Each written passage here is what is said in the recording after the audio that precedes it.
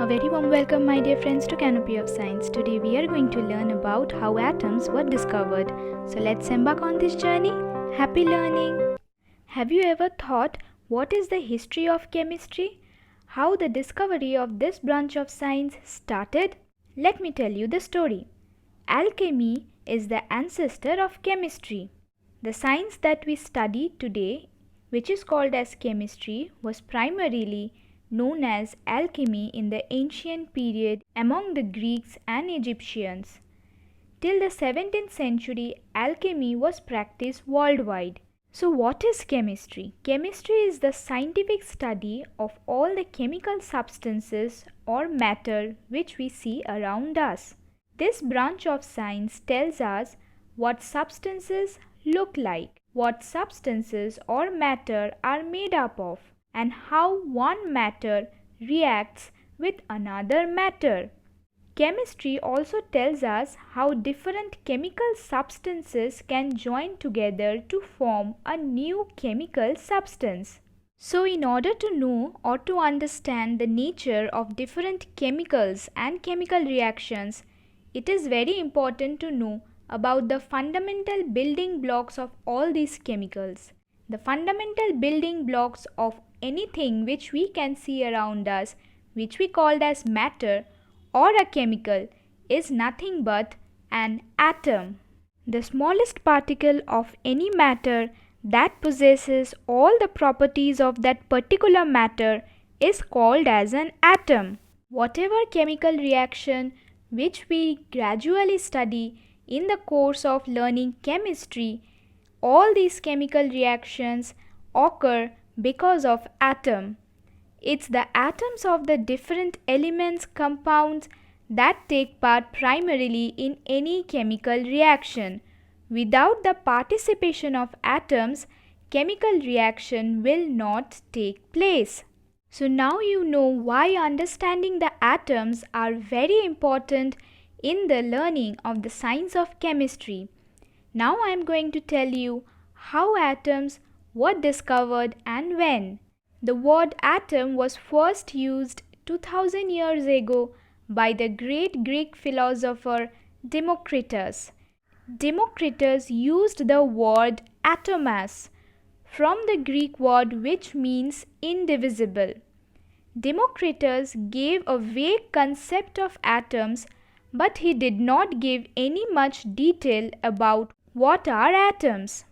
Later on, with the beginning of 19th century and with the invent of more and more scientific researches, Sir John Dalton revived the word atom and provided a scientific basis for the simple Greek idea which was put forward by philosopher Democritus. According to Dalton, an atom was a very tiny particle that could not be divided. That is, it was indivisible. Dalton performed a number of experiments from which he concluded a theory which came to be known as the Dalton's atomic theory. So now let's see what are the ideas that Dalton proposed through his theory called the Dalton's atomic theory. Number 1 point, what Dalton told is that matter is made up of tiny particles called atoms. Point number 2, he said atoms are indivisible. Then he said that atoms can neither be created and nor be destroyed. Fourthly, Dalton proposed atoms of same element are identical, while atoms of different elements are different. Atoms of oxygen will look like one another. On the other hand, atoms of oxygen, atoms of nitrogen, atoms of hydrogen and atoms of iron will never look like one another. Lastly, Dalton proposed that atoms of different elements differ in their masses and property.